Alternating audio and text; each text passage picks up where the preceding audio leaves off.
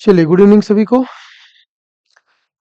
आज से अपना पर्यावरण सेक्शन स्टार्ट हो रहा है। दोनों के लिए इम्पोर्टेंट है, सहायक शिक्षक भर्ती और सीजी टेट पेपर 1 के लिए। ठीक है, तक जो हमने सीजी टेट पेपर 1 के लिए जो जी चीजें पढ़ी हैं उसको थोड़ा सा रिपीटेड मोमेंट पे करेंगे, क्योंकि सामने एग्जाम्स हैं तो उनके परिप्रेक्ष्य से ज्यादा देखेंगे। हालांकि कोई अंतर नहीं है, चाहे सीजी टेट पेपर 1 की सिलेबस देखें या हम सहायक शिक्षक भर्ती की सिलेबस देखें, पूरे ईवीएस के पूरे सेक्शंस जो 8 यूनिट दिए गए हैं वो हूबहू है ना।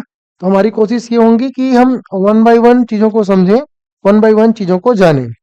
इसमें सबसे पहले ये है कि पर्यावरण को पढ़ने की क्या स्ट्रेटजी, क्योंकि अगर सिलेबस को आप ध्यान से देखेंगे तो पूरे सिलेबस में आपको पैडागोजी दिखाई देंगे। ठीक है, ध्यानपूर्वक देखेंगे तो यूनिट 1 की स्वयं के पर्यावरण को समझना।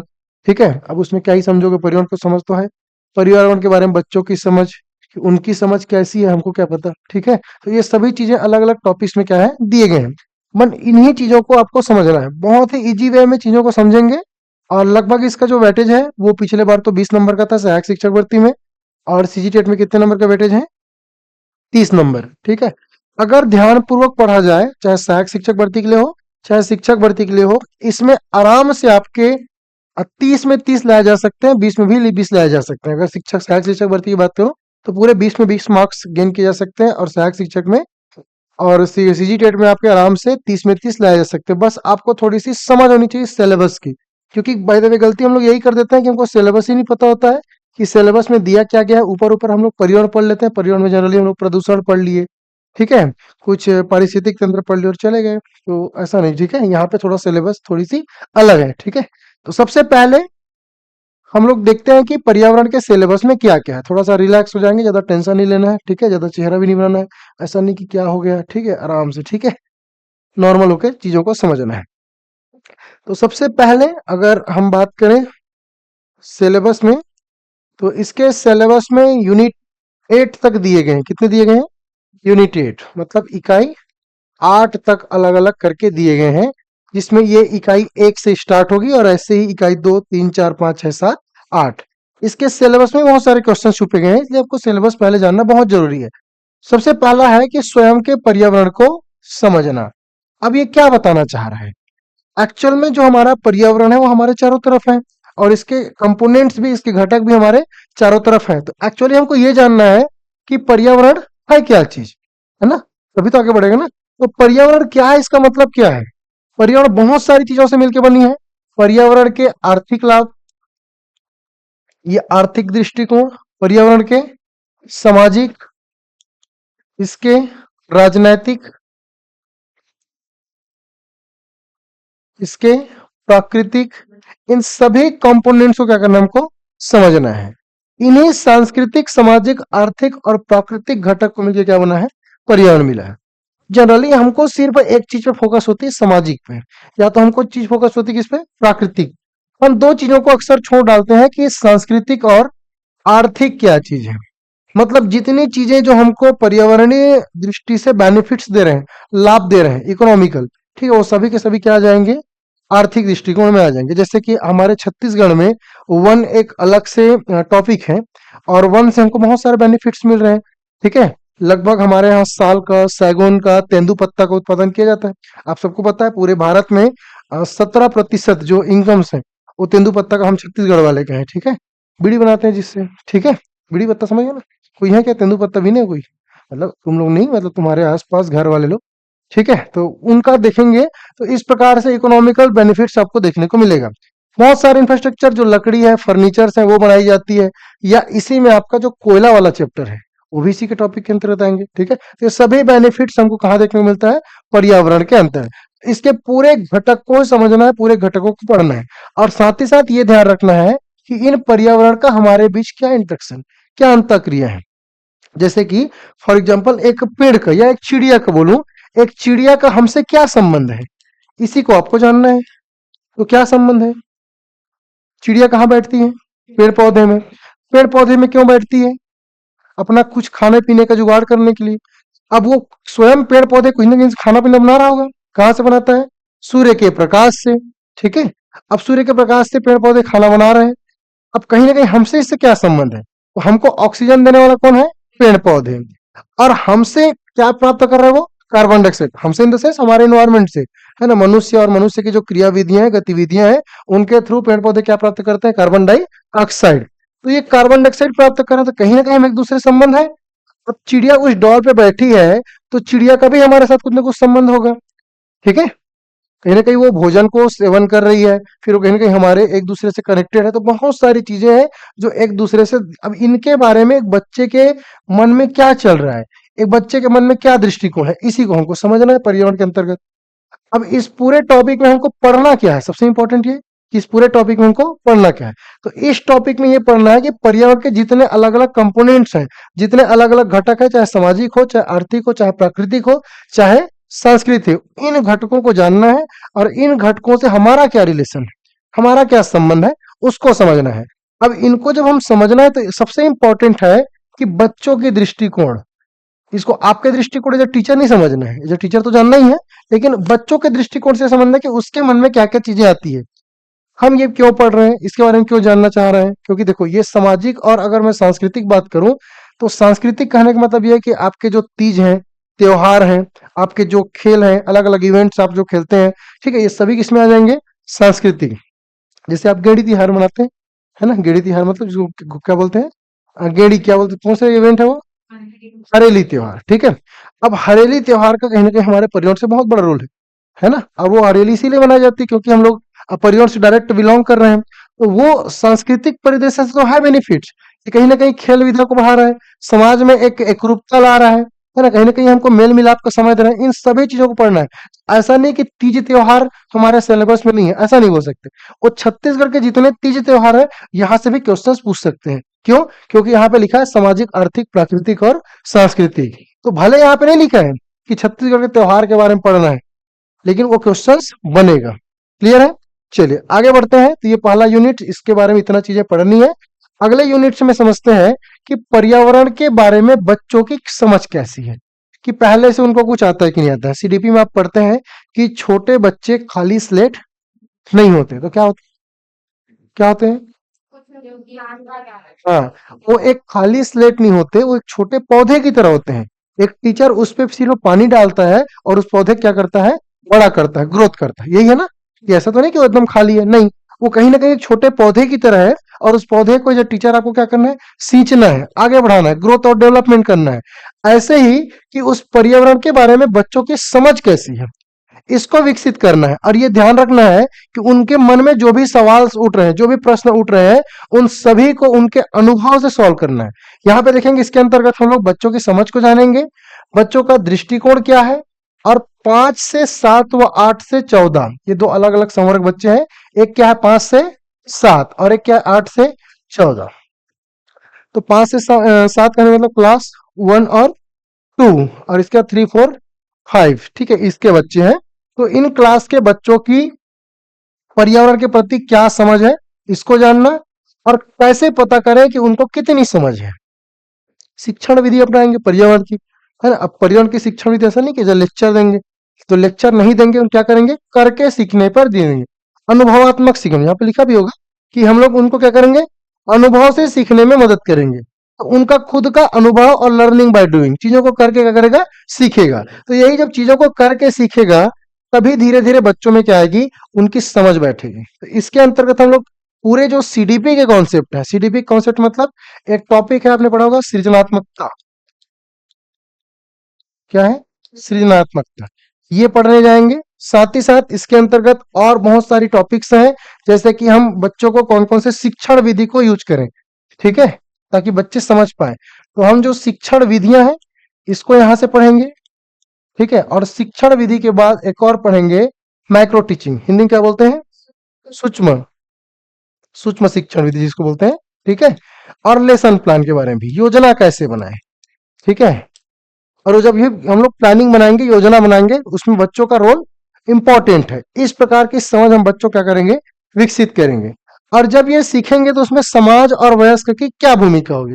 जैसे कि छोटे बच्चों के मन में क्वेश्चन आ गया, ठीक है, पानी गीला क्यों होता है, फॉर एग्जाम्पल आ सकता है, पानी गीला क्यों होता है, या वो ये क्वेश्चन पूछ दिए कि आसमान में तारे टिमटिमाते क्यों है, ठीक है, या मेढक टर टर की आवाज क्यों करते हैं, मछलियां क्यों नहीं करती, दोनों के दोनों पानी में रहते हैं। मर्जी देता हूँ, चुपचाप रहती है, रोती गाती नहीं है, लेकिन मेढक क्यों? तो आपको एज ए टीचर उसको समझाना है, ऐसा नहीं चुप बैठ जाए, ऐसा ऐसा नहीं। कुछ ना कुछ आपके पास एक ऑथेंटिक आंसर होना चाहिए, भले आपको नहीं पता उस समय, गूगल तो है, ठीक है, आजकल गूगल है, एआई का जमाना है। ऐसा कुछ उसको सिखाएंगे, ऐसा कुछ बताएंगे जिससे उसकी समझ क्या हो सके, विकसित हो गए। इस पर हमको क्या करना है, काम करना है। अगला है पर्यावरण अध्ययन क्यों पढ़ाएं, ये पढ़ने के पीछे क्या रीजन है, ठीक है। तो सबसे इंपॉर्टेंट आपको पता है कि क्लास 1 और 2 में पर्यावरण नहीं पढ़ाया जाता, ठीक है, क्लास 1 और 2 में पर्यावरण नहीं पढ़ाया जाए। क्लास तीसरी चौथी पांचवी इस क्लास में आपको पर्यावरण पढ़ाया जाता है, आगे फिर पढ़ाते जाते हैं, चूंकि हमको प्राइमरी टीचर्स के लिए पढ़ना है, तो हम तीसरी चौथी पांचवी की बात करेंगे। तो क्लास थर्ड फोर्थ 5 में आपको पर्यावरण पढ़ाया जाता है। अब ये जो पर्टिकुलर टॉपिक दिया है इकाई 3 में कि पर्यावरण अध्ययन क्यों पढ़ाएं, इसके पीछे ये है, हमको ये बताना है बच्चों को कि अवधारणा कैसे बनते हैं। अवधारणा मतलब कॉन्सेप्ट। फॉर एग्जाम्पल हम उष्मा की बात करते हैं, हम देखते हैं कि हम ठंडी लग रही है, हमने स्वेटर पहन लिया, और स्वेटर जैसे ही पहना हमको थोड़ी सी क्या लगेगी, गर्मी लगेगी। ऐसा क्यों हुआ, कुछ ना कुछ उसके पीछे कॉन्सेप्ट है। तो उसके पीछे क्या है, हीट ट्रांसफॉर्मेशन का कॉन्सेप्ट है। या फिर अगर हम पानी में बहुत टाइम तक भीग रहे हैं, हो सके हमको सर्दी भी लग जाए, तो उसके पीछे भी कुछ ना कुछ कारण है। हमको भूख लगती है तो हम लोग क्या करते हैं, खाना खाते हैं, उसके पीछे भी कुछ ना कुछ कॉन्सेप्ट है। पेड़ पौधे धीरे धीरे ग्रोथ कर रहे हैं, पेड़ पौधे सूर्य का भोजन सूर्य से भोजन प्राप्त कर रहे हैं, उसके भी पीछे क्या है, कॉन्सेप्ट है, अवधारणा। ऐसे ही छोटे छोटे अवधारणाओं को हम छोटे छोटे उनके उम्र के साथ बढ़ाते जाएंगे, ताकि कल के डेट में जब वो बड़ी बड़ी सब्जेक्ट पढ़े, कहीं ना कहीं पर्यावरण का संबंध किससे है, साइंस। आगे चल के उनको मैथ्स पढ़ना है, सोशल साइंस पर्यावरण से संबंध है, ठीक है। तो इन जब सब्जेक्ट को वो पढ़ेगा, साइंस और सोशल साइंस को, इन चीजों का वो क्या कर सकेगा, आगे चल के उपयोग कर सकेगा। जैसे हम इसी में आगे देखेंगे बाल विवाह, आगे चैप्टर में है, ठीक है। तो बाल विवाह का संबंध कैसा है, सोशल साइंस से। तो कहीं ना कहीं जब छोटी छोटी बातों को अवधारणाओं को धीरे धीरे बना ले रहेंगे, तो आगे चल के उसका दिमाग खुलने लगेगा कि हाँ भाई हमने ऐसा किया था तो ऐसा किए हैं। तो छोटी छोटी अवधारणाओं को बनाएंगे। इसी में हम बहुत सारे अलग अलग जो मनोवैज्ञानिक हुए, जैसे कि जीन पियाजे, है ना, उन्होंने थोड़ा सा इस पे काम किया, स्कीमा और स्कीम के कॉन्सेप्ट तक समझाया है कि भाई ये अवधारणा छोटे बच्चों में कैसे बनता है। ठीक है, उन्होंने बताया कि अगर कोई छोटा बच्चा एक लाल कलर के गुलाब फूल को देख रहा है, तो अगर वो जब भी किसी लाल कलर के फूल को देखेगा, वो हमेशा क्या समझेगा कि वो गुलाब का फूल है। ऐसे ही एक स्कीमा का निर्माण होता है, अवधारणा को बनता है। प्राथमिक स्तर पर सामाजिक अध्ययन की अवधारणा और कौशल क्या है, कौशल मतलब स्किल, कि ये स्किल क्या है। तो हम लोग स्किल के अंदर पढ़ेंगे, दो प्रकार के अलग अलग क्या होते हैं स्किल। एक होता है कि जो हम लोग बचपन से सीखते हैं, जिसको हम लोग सीखते हैं, और ये बचपन से हम लोग जिंदगी भर क्या करते हैं, सीखते ही रहते हैं। और दूसरा क्या होता है, जन्मजात। जैसे किसी बच्चे को आप लोग को सिखाना नहीं पड़ेगा रोने के लिए, वो ऑटोमेटिक जब भी पैदा होगा उसी दिन से क्या करता है, वो रोना स्टार्ट। और साथ तक हम लोग ये उम्मीद करते हैं कि जब भी छोटे बच्चे पैदा हो तो रोए, है ना, ऐसा हम लोग एग्जाम्पल लगाते हैं कि भाई वो रोए, तभी वो बच्चा क्या है, स्वस्थ है। तो वो उसकी जन्मजात प्रॉपर्टी है ना, माँ का दूध पीना, रोना, ठीक है, फिर उसके जो भी क्रिएटिविटी है, तो वो उसके जन्मजात कौशल है। जबकि हम देखते हैं दूसरा क्या है, उपार्जित। अब एक छोटा बच्चा को बोलूंगा मैं साइकिल चला, पैदा होते समय साइकिल चलाया गया नहीं, वो धीरे धीरे उन चीजों को क्या करेगा, सीखेगा, सीखना पड़ेगा। अगर उसको अनार के बनाने के लिए बोला जाए, कम से कम उनको 100 बार लगेगा अनार के बनाने के लिए। तो ये क्या है उसका उपा, उपार्जन, क्या है उपार्जन, और ये क्या है जन्मजात। तो ये कौशल को हम लोग सीखेंगे कि भाई कैसे कैसे चीजों को सीखी जा सकती है, कैसे कैसे चीजों को नहीं सीखी जा सकती, और इन कौशल स्किल का डेवलपमेंट कैसे करें। ये सब चीज कौशल ही है। अगर ब्लैक बोर्ड में मैं लिखने के लिए भी बोल रहा हूँ, कोई बच्चा अनार क्या को इस प्रकार बना रहा है, तो अनार क्या को इस प्रकार बना रहा है, वही उसके कौशल का ही खेल है ना, उसका माइंड का ही खेल है। तो उसी कौशलों का विकास करना हमारी जिम्मेदारी है एज अ टीचर, ठीक है। तो इन चीजों को यहाँ पढ़ेंगे। अगला यूनिट 4 के अंतर्गत हम ये देखेंगे कि पर्यावरण अध्ययन का शिक्षण शास्त्र, पूरे पैडागॉजी को पढ़ने जाएंगे। कि इसमें ये ध्यान रखना कि पूरे जितने भी तीसरी क्लास, चौथी क्लास, पांचवी क्लास के जो उम्र के बच्चे हैं, उनको पर्यावरण कैसे सिखाया जाए। आपकी जिम्मेदारी है जो टीचर होने के नाते कि पर्यावरण को कैसे सिखाएंगे। अब इसके अंतर्गत इसमें बहुत सारे अलग अलग मेथड्स यूज करेंगे, जैसे फॉर एग्जाम्पल शिक्षण विधियां क्या होंगी, सामाजिक अध्ययन की शिक्षण कैसी होगी, कक्षा कक्षा में शिक्षण कार्य कैसे किया जाता है, चित्रों को कैसे पढ़ना है, बच्चों द्वारा बनाए गए जो भी चित्र हैं, उसको कैसे समझना है, दिन रात ऋतु, है ना, और समय नापना और नक्शे पढ़ना। क्योंकि इन छोटे छोटे टॉपिक्स को बच्चों को समझना बहुत जरूरी है। अगर आपको बोलूं कि इस डायरेक्शन में क्या है, उत्तर, इस डायरेक्शन में ये वाला, और ये वाला पश्चिम, आपने कैसा जाना, क्योंकि आप कहीं ना कहीं सीखे हो, अब इसका काम एक जगह नहीं है, इसका काम आप जब भी मैथ्स बनाएंगे तब भी वहां पे यूज है, इसका काम जब भी आप साइंस पढ़ेंगे तब भी है ना। चुंबक देखो ना, हमेशा किस दिशा में चलता है, उत्तर और दक्षिण। तो ऐसे ही इसका उपयोग अगर यहाँ सीखा रहेगा बच्चा तो इसकी उपयोगिता आगे बहुत जगह है। जैसे हमने देखा यहाँ पे विज्ञान शिक्षण में इसकी उपयोगिता, सामाजिक अध्ययन में इसकी उपयोगिता। जब मैप पढ़ेंगे तो मैप पढ़ने के लिए समझ आएगा आपको कि उत्तर में हमारा क्या है, हिमालय, नीचे क्या है, हिंद महासागर, पूर्व क्या है, बंगाल की खाड़ी, और पश्चिम क्या है, अरब सागर। तो इस टाइप के आपको पढ़ने में वहां सामाजिक अध्ययन में भी काम आएगा। जब वो बच्चा नक्शा को समझेगा, बच्चा दिन रात तो कैसे समझेगा कि भाई दिन है क्या है, रात क्या है, क्यों सूर्य रात के समय ढल जाता है या है ना डूब जाता है, ऋतु परिवर्तन कैसे हो रहा है, ठंडी लग रही है तो आने वाले समय पे फिर गर्मी लगेगी, फिर आने वाले समय पे बरसात होगी। इन सभी चीजों को पढ़ना है, इन सभी चीजों को जानना है पैडागोजिकल तरीके से कि कैसे आसान भाषा में पढ़े। अब ये टॉपिक को जानने से आपको बहुत सारा चीज पढ़ना पड़ेगा। जैसे कि आपको मॉडल कैसे बनाओ, जैसे इसको तो मॉडल बनाओ ना, बीएड डीएड किए होगे तो मॉडल बना के लेके आओ। जैसे ये इसको, अब इसके बिना मैं कैसे तुम लोग को दिन रात समझाऊंगा, एक प्रकार का मॉडल है। मॉडल ये समझो है ना, क्या है, मॉडल है। ऐसे ही मॉडल के थ्रू या चार्ट पेपर के थ्रू, ठीक है, ये अलग अलग जो भी है जिन मेथड्स का हम लोग उपयोग करेंगे, इनके थ्रू हम लोग पर्यावरण क्या करेंगे, आसान बनाएंगे। तो हमारा काम सिर्फ पढ़ाना नहीं रहेगा, पढ़ाई क्या करना है, आसान बनाना रहेगा। जैसे फॉर एग्जाम्पल, जब टीचर आप कल के डेट में किसी क्लासरूम में जा रहे हैं, मैंने एक बार और बताया था आप लोगों को, आप ये पहल कर सकते हैं कि जैसे कि जो प्रैक्टिकल मार्क्स होते हैं, ठीक है, प्रैक्टिकल मार्क्स होते हैं ना पर्यावरण पे, या फिर कोई अलग अलग असाइनमेंट जिसको हम लोग बोल देते हैं, पर्यावरण के लिए आप ये कर सकते हैं, क्लास 3 का बच्चा है, तीसरी क्लास में कितने पौधे लगाएंगे, 3। कोई क्लास चौथी का बच्चा है, कितने साल भर में कितने लगाएंगे, 4। पांचवी क्लास का बच्चा है, साल भर में कितने पौधे लगाएंगे, 5। अब इतने पौधे हर एक बच्चा लगाएगा। क्लास तीसरी में 3 पौधे लगाएंगे, चौथी में 4, पांचवी में 5। फॉर एग्जाम्पल मैं एक साल की बात करता हूँ, इस साल 2025 में आप टीचर बनने जा रहे हैं, 2026 में। अब 2026 में आप किसी तीसरी क्लास में पर्यावरण पढ़ा रहे हैं, और तीसरी क्लास में फॉर एग्जाम्पल 10 बच्चे हैं, और 10 बच्चे में से हर एक बच्चा कितने कितने पौधे लगा रहे हैं, 3 3 पौधा। जरूरी नहीं कि हर एक पौधा सक्सेस हो, क्योंकि उसकी देखभाल भी तो करनी पड़ेगी, है ना। अब वो छोटा बच्चा कितना ही देख पाएगा। फॉर एग्जाम्पल इस 30 बच्चों में से हर एक बच्चे का एक एक पौधा भी अच्छा हो गया, किसी का 2 भी हो सकता है, किसी का 3 हो सकता है, किसी का नहीं भी हो सकता है, ऐसा भी हो सकता है, किसी का तीनों तीनों पौधा सक्सेस ना हो। आप इसके बेस पे उस पर्यावरण के नंबर को जजमेंट करेंगे। कितना अच्छा मेथड होगा अगर आप ये करें तो।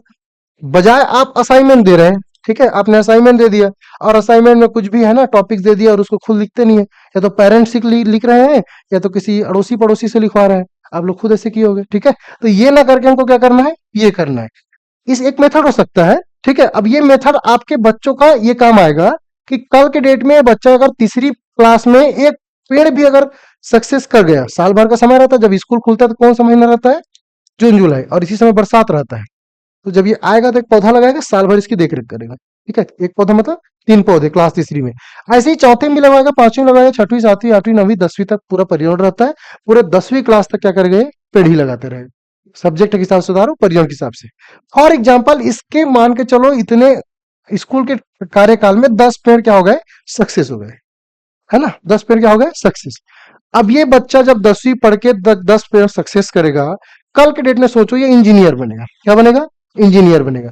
तो इसका दिल जब पेड़ को काटने की बात आएगी थोड़ी सी होगी कि भाई मैं पेड़ को क्यों काटूं, क्योंकि काटेगा तो यही, या ठेकेदार बन गया, जो भी बनेगा जैसा भी बनेगा, डॉक्टर बन गया, इसकी उपयोगिता तो और बढ़ जाएगी, डॉक्टर रहेगा तो कहीं ना कहीं आप पर्यावरण को इनडायरेक्टली क्या कर रहे हैं, सपोर्ट कर रहे हैं इनके थ्रू।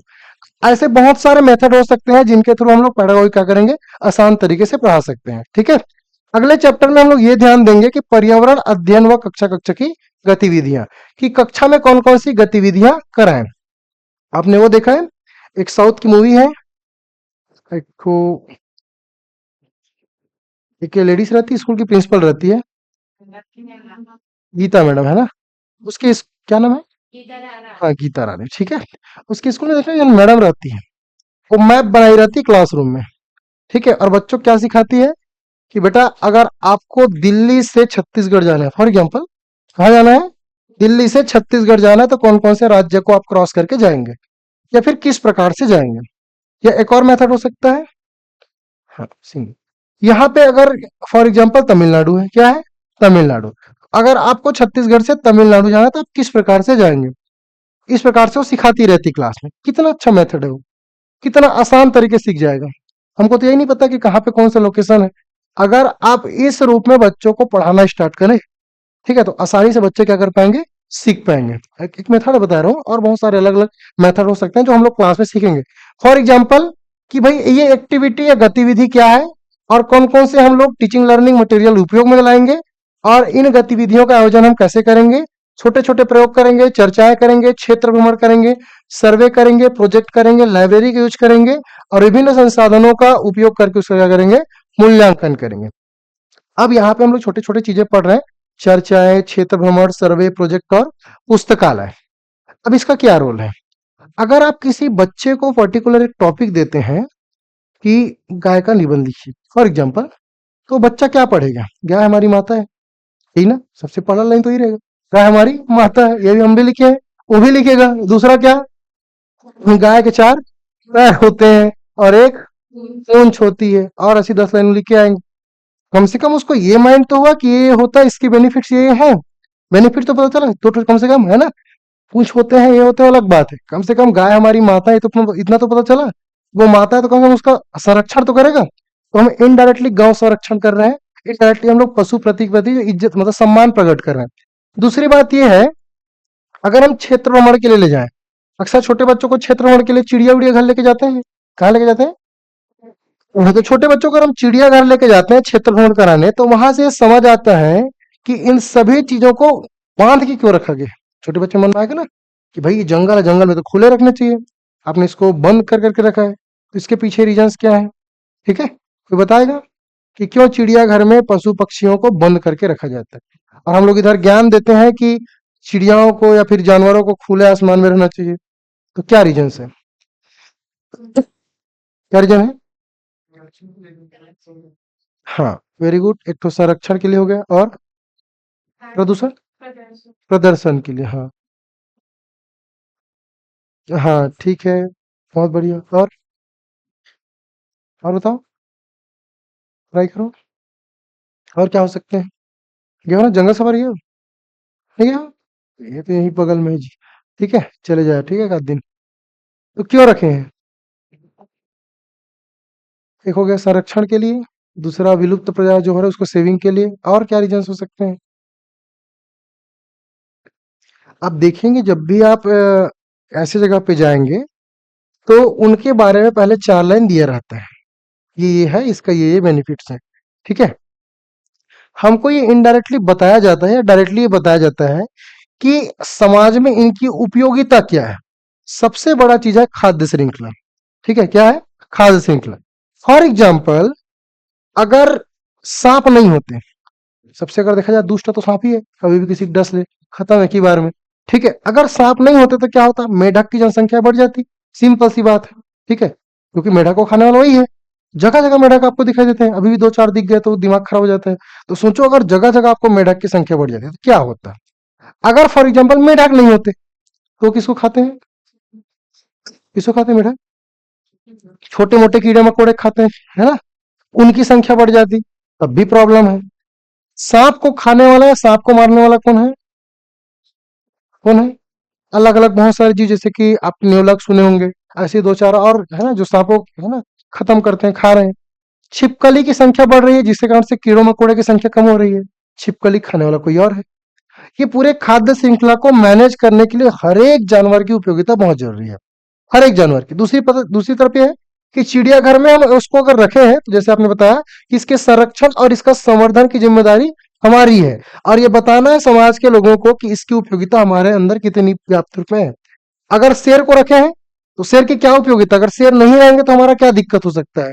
शेर को ही जंगल का राजा क्यों कहा गया है, जंगल का राजा कौन है, शेर, जबकि चीता उससे ज्यादा भागता है, तो चीता क्यों नहीं है, बड़ा भी है चीता, शेर तो छोटा रहता है, ठीक है। तो उसके भी पीछे रीजन है, वो भी लिखा रहेगा, ठीक है, क्यों इसको जंगल का राजा कहा जाता है, कल पता कर करना, ठीक है, कि शेर को जंगल का राजा क्यों नहीं, हाथी क्यों नहीं, हाथी इतना बड़ा, ठीक है, हाथी होना चाहिए ना, देखा जाए तो हाथी होना चाहिए, शरीर में बड़ा तो वही है, दिमाग में बड़ा कौन है, लोमड़ी सातिर, ठीक है, तो वो क्यों नहीं है, ठीक है।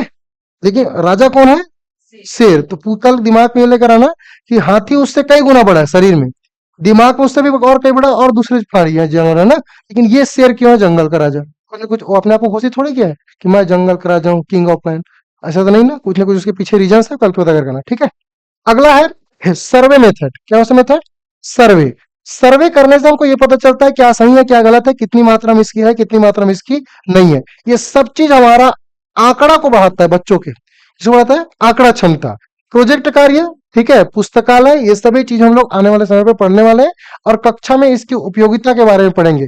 इससे क्या होता है, एक्टिविटी के माध्यम से हम बच्चों को पर्यावरण के प्रति रुचि लाएंगे। क्या लाएंगे? रुचि लाएंगे।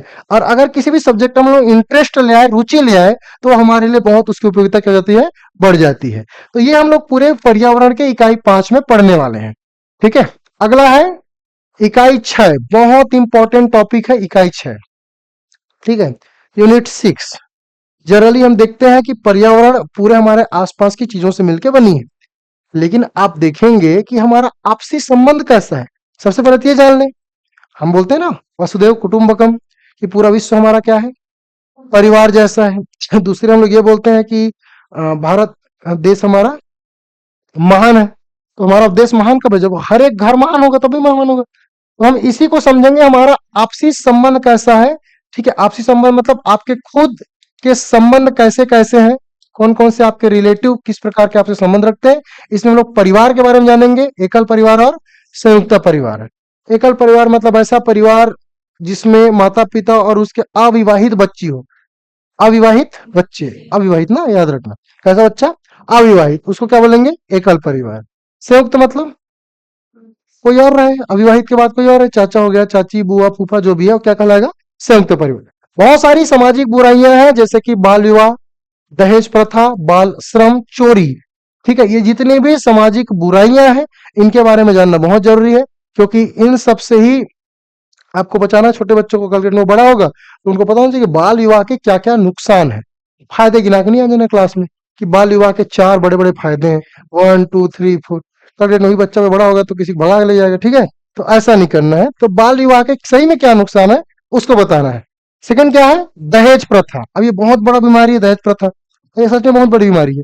दहेज प्रथा में एक्चुअल में क्या होता है, दो परिवार की दुर्गति होती है, सही बात आ रहा हूँ, जो स्पेशली जो दोनों परिवार के है ना, ऐसा नहीं कि केवल लड़के या लड़कियां, दोनों तरीके, क्योंकि लड़के है ना, जो लड़कियां होती है उनकी परिवार की आर्थिक स्थिति तो डाउन होती है ना कहीं ये अलग समाज को गलत डायरेक्शन पे लेके जाता है। क्योंकि एक समय के बाद फिर आपको फिर वो जितने भी आपने जो भी किए हैं उसको फिर दुर्गति को परिणाम को भुगतना पड़ेगा। तो दहेज प्रथा के बारे में पूरी तरीके से पढ़ेंगे और कौन कौन से एक्ट आए हैं इसके बारे में भी जानेंगे। बाल श्रम, इसके बारे में तो जानना ही, क्योंकि उन्हीं बच्चों को आपको आगे चल के ये नहीं देखना कि ये बाल श्रम है। खुद नहीं चाहोगे अपने जो बच्चे को पढ़ाए हो वो बाल श्रम के शिकार हो, ठीक है। बाल श्रम कहने का मतलब क्या है? जितने भी 14 साल के बच्चे हैं वो बड़े बड़े या फिर खतरनाक जगह पे काम ना करें। आर्टिकल 23 क्या दिया, सॉरी 24 क्या दिया, आर्टिकल 24 कि 14 वर्ष के जितने बच्चे हैं उसको जोखिम भरे स्थानों पे काम नहीं करना है, कारखाने या फटाके जहां बन रहे हैं, ठीक है। तो इनके बारे में पढ़ेंगे। चोरी के बारे में पढ़ेंगे, क्योंकि छोटे बच्चे होते हैं अक्सर है ना चोरी, जिसको हम लोग सीडीपी में पढ़ते हैं ना, समस्यात्मक बालक। कौन सा बालक? समस्यात्मक बालक। तो कौन है समस्यात्मक बालक? दो कैटेगरी के, एक चोरी करने वाला और एक झूठ बोलने वाला, ठीक है। अलग अलग टाइप के बालक हमने पढ़े, सृजनात्मक बालक, समस्यात्मक बालक, पिछड़ा बालक, मंदबुद्धि बालक, प्रतिभाशाली बालक। तो उसमें एक बालक कौन सा है? समस्यात्मक बालक। वो देखेंगे कि चोरी करना और झूठ करना किस प्रकार से समस्याओं को आगे ढकेलती है और चोरी करना क्या गलत है। बहुत सारे दुर्व्यसन है, जैसे कि नशाखोरी, धूम्रपान, इसके बारे में समझाना है ना, कि भाई नशाखोरी क्या है, इसके क्या क्या परिणाम हो सकते हैं। धूम्रपान के बारे में बताना है और इनके व्यक्तिगत, सामाजिक और आर्थिक दुष्परिणाम को बताना है। तो मेन तो यही है कि उसके क्या को हमको बताना है, दुष्परिणाम को। इन चीजों के बारे में एक छोटे बच्चे को नॉलेज होना चाहिए, ताकि कल के डेट में उनके माइंडसेट यहाँ पे क्या चाहिए, इसको टॉपिक को डालने का मतलब क्या है। क्योंकि क्लास 3rd, क्लास 4th और क्लास 5th के बच्चे होंगे, ये कहीं ना कहीं सबसे ज्यादा अटैच होते हैं अपने परिवार से, है ना। जैसे तुम लोग कभी दूर हो परिवार से, फिलहाल कभी दूर ही हो समझो, लेकिन क्लास 3rd और 4th 5 के बच्चे मतलब साथ में मम्मी पापा के रह रहे हैं, माता पिता के संग में दिन भर है, तो वो देख रहे हैं अगर माँ बाप में से कोई एक जने नशाखोरी के शिकार है, तो कहीं ना कहीं वो अटैच कर पाएगा जब आप चीजों को बताएंगे कि हाँ तो मुझे इन चीजों से बचना है, ऐसा चीजों को करना है। तो वो ये समझ आएगा कि ये सही में क्या है और गलत क्या है। अगर उसकी पापा अगर नशा, फॉर एग्जाम्पल उसके पापा क्या है, नशाखोरी के शिकार है, तो इसके जब बैकग्राउंड्स को जानेंगे तब समझ आएगा कि हाँ इसके क्या क्या नुकसान है। तब इन चीजों को लेके इनके मन में कहीं ना कहीं इनके मन में तो पॉजिटिव आएंगे, लेकिन इनको समझाने के कि भाई से क्या क्या दुष्परिणाम हो सकते हैं, वो चीजों को आसानी से बच्चा क्या कर पाएगा, सीख पाएगा, ठीक है, या समझ पाएगा। अगला है कि खुद के शरीर के बारे में जानना, अपने शरीर की देखभाल, सबसे बेशकीमती अपना शरीर, और इसी के बारे को हम इसके बारे में जानना बहुत इंपॉर्टेंट है कि हम अपने शरीर की देखभाल कैसे करें, इसके शरीर के जो बाह्य अंग है और उनकी सफाई हम कैसे करें, शरीर के जो आंतरिक तंत्र है इसकी सामान्य जानकारी, है ना। जनरली यहाँ पे समझ नहीं आता कि बच्चों यहाँ पे क्या क्या पढ़े, तो जैसे कि फॉर एग्जाम्पल यहाँ दिया है क्या, शरीर के आंतरिक तंत्रों की सामान्य जानकारी। अब जितने भी तंत्र है उसको पूछा जा सकता है, चाहे वो पाचन तंत्र हो, उत्सर्जन तंत्र हो, ठीक है, या फिर आपका तंत्रिका तंत्र हो, या फिर आपका अंतःस्त्रावी तंत्र हो, तो जितने भी तंत्र है जो हम लोग साइंस में पढ़ते हैं वो सभी तंत्र इसके अंतर्गत आ जाता है। और रैंडम कहीं से भी एक क्वेश्चन या दो क्वेश्चन पूछे जा सकते हैं। संतुलित भोजन, इसमें विटामिन जैसे पढ़ेंगे आप लोग, फिर है ना, तो विटामिन के बारे में जानेंगे कि सही डाइट क्या होनी चाहिए, कुछ बीमारियां या कुछ रोग दिया गया है जैसे कि आंत्रशोथ, अमीबियोसिस, मेटाहीमोग्लोबिन, एनीमिया और फ्लोरोसिस, मलेरिया और डेंगू जैसे खतरनाक बीमारी, इसी से पूछेंगे। मलेरिया डेंगू से कई बार क्वेश्चन पूछे जा चुके हैं, है ना, आंत्रशोथ से भी क्वेश्चन पूछे जा चुके हैं, तो क्वेश्चन इसी टॉपिक से बनेंगे, एक्स्ट्रा और नहीं, ठीक है। उनके कारणों को जानेंगे और उनके बचाव के उपाय को जानेंगे। साथ ही साथ एक टॉपिक और है टीकाकरण एवं पल्स पोलियो अभियान, ठीक है, टीकाकरण और पल्स पोलियो अभियान। तो इन टॉपिक्स के बारे में हमको जानना है कि भाई ये टीकाकरण क्या है, भारत में टीकाकरण की शुरुआत कब हुई, कौन कौन से ऐसे वैक्सीन बनाए जा चुके हैं जिनसे हम अपने शरीर की संरक्षण कर सकते हैं, इन सभी पर्टिकुलर टॉपिक्स के बारे में जानेंगे। साथ ही साथ इसको जानने के बाद सबसे लास्ट जो टॉपिक है वो है आपका पारिस्थितिक तंत्र। अब ये बहुत इंपॉर्टेंट, भले छोटा सा टॉपिक डाल दिया है इकोसिस्टम, लेकिन जो पारिस्थितिक तंत्र है ये अपने आप में बहुत बड़ा टॉपिक है। सबसे पहले ये पारिस्थितिक तंत्र की संरचना को समझेंगे कि भाई स्ट्रक्चर क्या है पारिस्थितिक तंत्र। अब यहाँ पे ये इतना ही नहीं है, आपको यहाँ पे स्थल मंडल, वायुमंडल, जल मंडल सबको पढ़ना पड़ेगा। दूसरी तरफ जैविक और अजैविक घटकों के बारे में जानना है कि कौन कौन से ऐसे जैविक घटक हैं, जैविक घटक मतलब जिसमें सजीवता हो, जान हो, उसको क्या बोलते हैं, सजीव जैविक घटक, जिसमें मतलब ग्रोथ और डेवलपमेंट हो सके। अजैविक घटक मतलब जिसमें ग्रोथ ना हो सके, जैसे कि निर्जीव चीजें, मिट्टी सिट्टी जितने भी हैं वो सब क्या आ जाएंगे, अजैविक। पेड़ पौधे किसमें आएंगे, जैविक। तो इन सब चीजों के बारे में जानने से कौन कौन से कंपोनेंट है। साथ ही साथ खाद्य श्रृंखला के महत्व को समझना है कि खाद्य श्रृंखला क्यों इंपॉर्टेंट है। और लास्ट में क्या पढ़ेंगे, खाद्य जाल, कि ठीक है खाद्य श्रृंखला में तो इसको खा रहे हैं, इसको खा रहे हैं, इसको खा रहे हैं, ठीक है, दूसरे में इसको खा रहे हैं, इसको खा रहे हैं, इसको खा रहे हैं, लेकिन इनका बीच क्या संबंध है ये भी जानेंगे, इनका और इनका क्या संबंध है, इसको क्या बोलते हैं, फूड चैन, क्या बोलते हैं, फूड चैन। और लास्ट टॉपिक है आपका पदार्थ का चक्रण। पदार्थ का चक्रण कहने का मतलब ये है कि कार्बन चक्र, ऑक्सीजन चक्र, नाइट्रोजन चक्र, ठीक है, ये सभी चक्र का पुनः उपयोग कैसे की जाती है, इनकी वजह से जितने भी जो कार्बनिक यौगिक है पुनः अकार्बनिक यौगिक में बदलता है, अकार्बनिक यौगिक फिर कार्बनिक यौगिक में बदलता है। इतनी चीजों के बारे में हमको जानकारी प्राप्त करनी है। सीजीटेट में कितने नंबर का आता है, 30 नंबर। सीजीटेट में कितने नंबर का, 30, और सहायक शिक्षक भर्ती में 20 नंबर का हो सके, ठीक है। इसका वेटेज कम नहीं होगा, जैसे 100 नंबर का पेपर होने वाला है इस बार, तो इसका वेटेज कम नहीं हो, क्योंकि ऑलरेडी आपका मेन पोर्शन है और ऑलरेडी कम नंबर का है, ठीक है। तो इतनी चीजों को आपको जानना है। कल की क्लास में स्टार्ट करेंगे इन चीजों के बारे में, ठीक है। तो हम लोग लेसन 1 से स्टार्ट करेंगे, यूनिट 1 से। हमारा टारगेट रहेगा कि ये टोटल 8 यूनिट है, 16 दिन का टारगेट रहेगा, ठीक है। थोड़ी लंबी लंबी क्लास होगी, 16 दिन में हम टॉपिक्स को अच्छे तरीके से कवर करें, ठीक है। इसके लिए ई बुक बन चुकी है, साथ पीएससी एकेडमी के एप्लीकेशन पे जाएंगे, ई बुक को प्राप्त कर लेंगे, उसमें एमसीक्यू भी दिए गए हैं, थ्योरी भी दिया गया है, ठीक है। चलिए तब तक के लिए आप स्वस्थ रहिए, मस्त रहिए, थैंक यू सो मच। कल से आपकी क्लासेस स्टार्ट होगी, ठीक है, और यूट्यूब में होगी, ये भी बता रहा हूँ, यूट्यूब में आप लोग जुड़ेंगे, जितने बच्चे आज देख रहे हैं यूट्यूब के माध्यम से, वीडियो को लाइक कर देंगे, है ना, नए हैं तो चैनल को सब्सक्राइब कर देंगे। Thank you so much. जय हिंद, जय भारत, जय छत्तीसगढ़।